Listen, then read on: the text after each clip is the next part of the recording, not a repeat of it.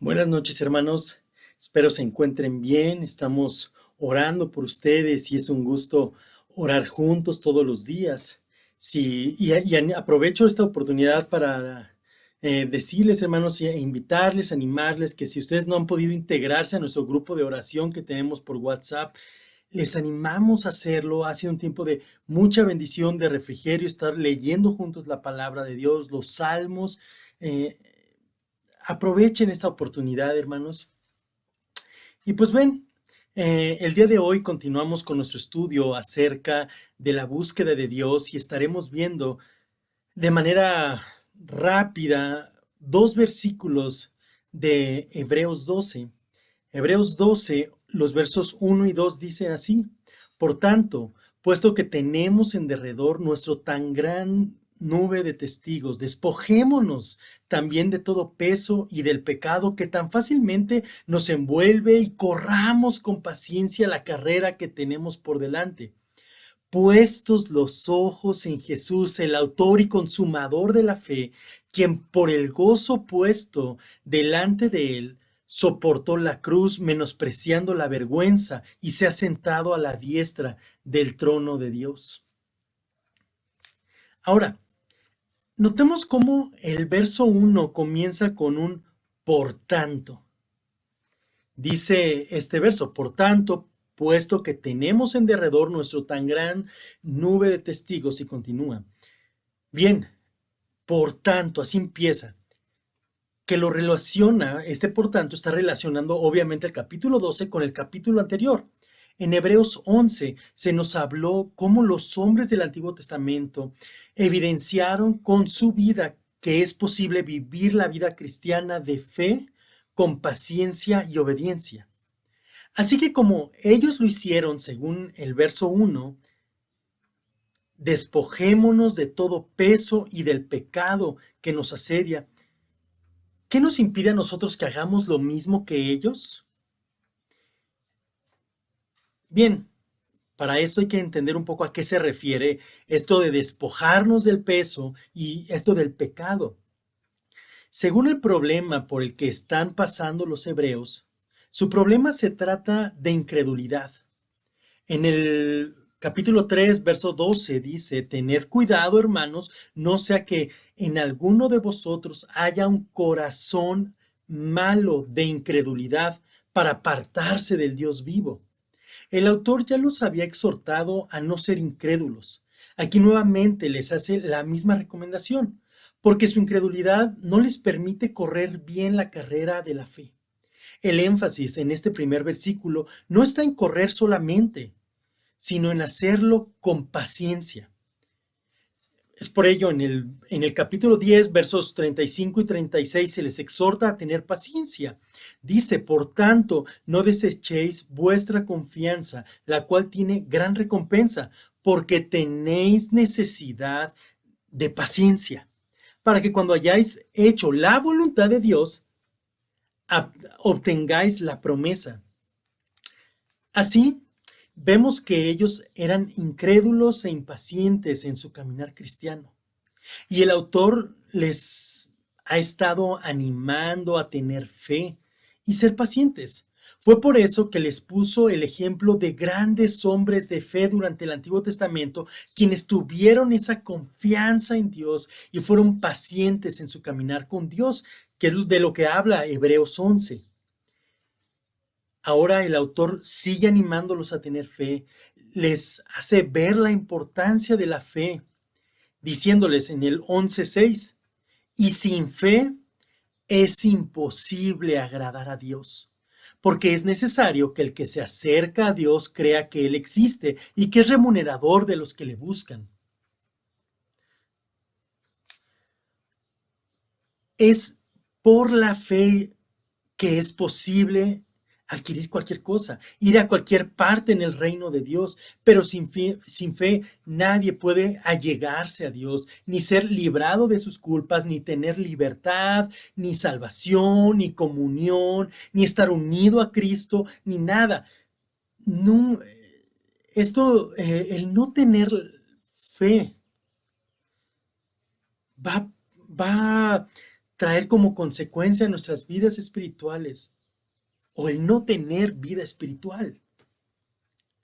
Pues bien, si la fe es algo tan importante en la vida cristiana, si es algo imprescindible en la búsqueda de Dios, es perfectamente natural que deseemos cerciorarnos si en verdad tenemos el don de la fe.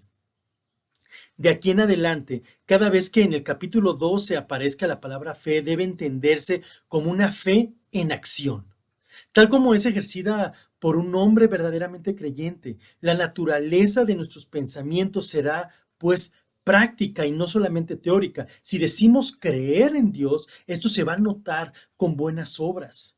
Si yo digo que he puesto mi fe en Él, que confío en Él, se va a notar en mi vivir, en mi diario vivir, se va a notar en mis respuestas, se va a notar en mis reacciones.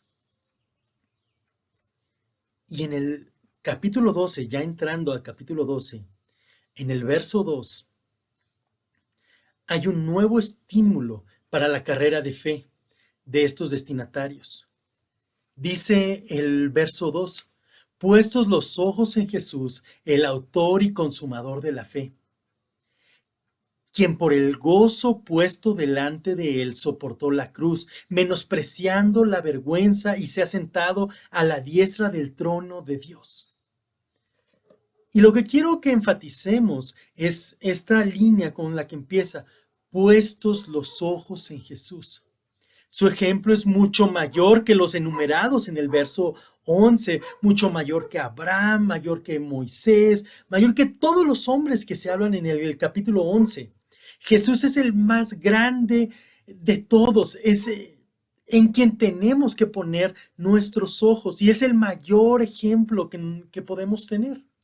La fe es la mirada del alma que se dirige a un Dios salvador.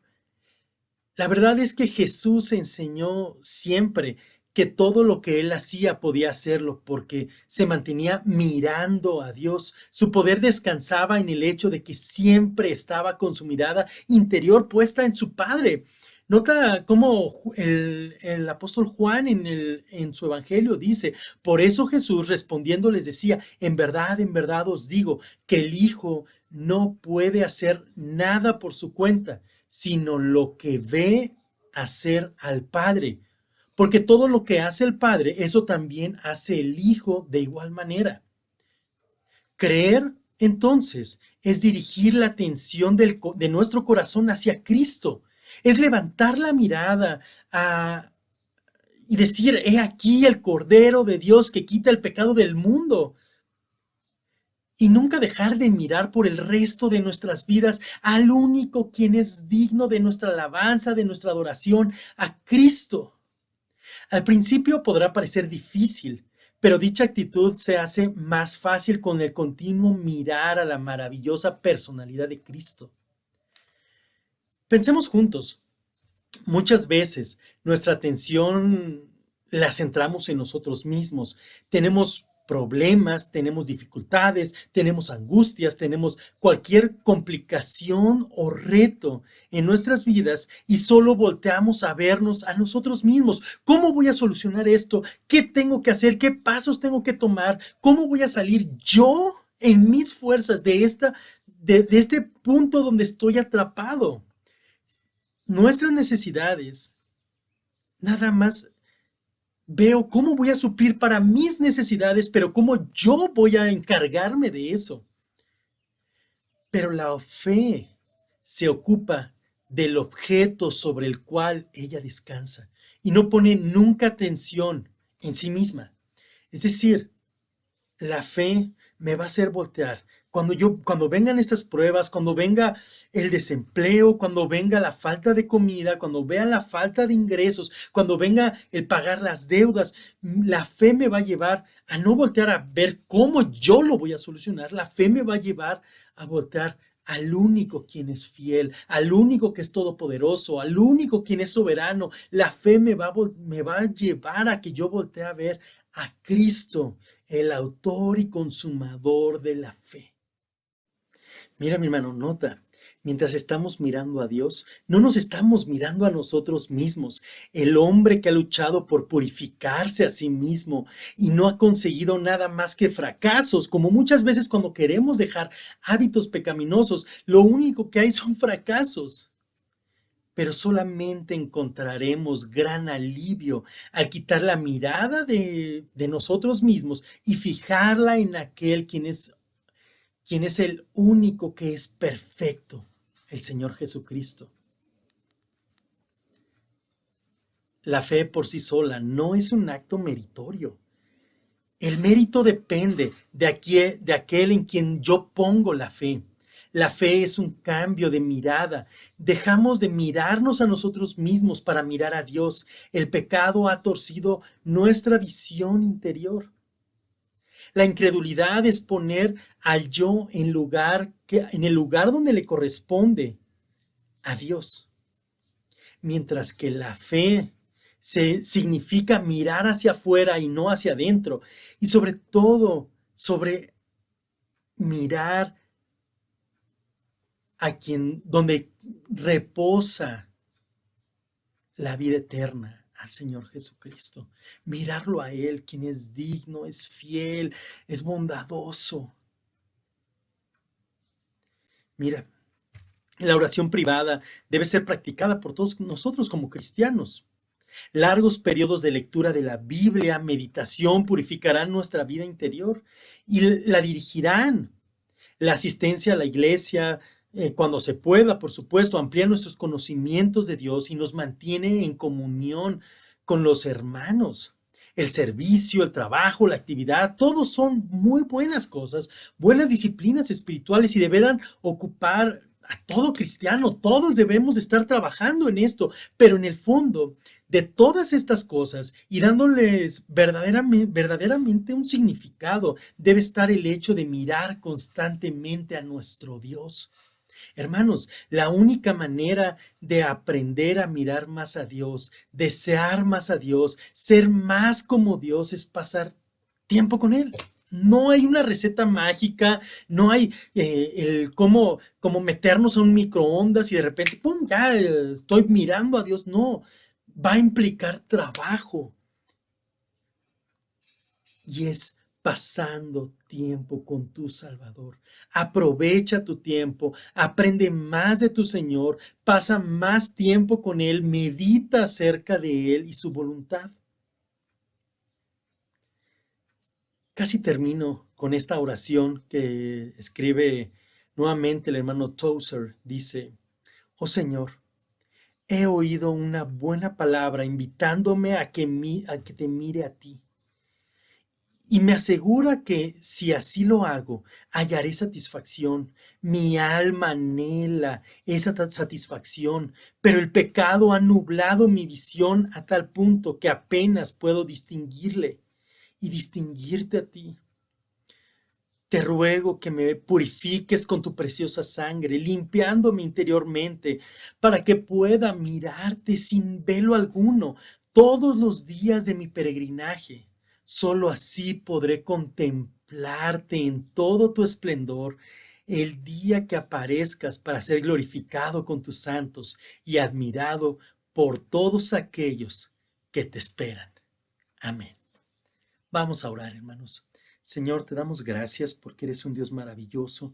Gracias, Señor, porque todo está en control, todo lo tienes en control. Gracias porque confiamos en un Dios soberano, en un Dios que nada lo toma por sorpresa, en un Dios que ha mandado esta pandemia y todas las consecuencias que vienen con ella, con un buen propósito, Señor. Ayúdanos a tener nuestros ojos, nuestros oídos abiertos para buscarte más, para mirarte más. Ayúdanos a anhelarte más, a ser satisfechos de ti, Señor.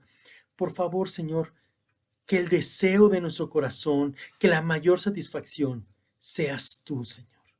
Por favor, te lo ruego, en nombre de Cristo. Amén.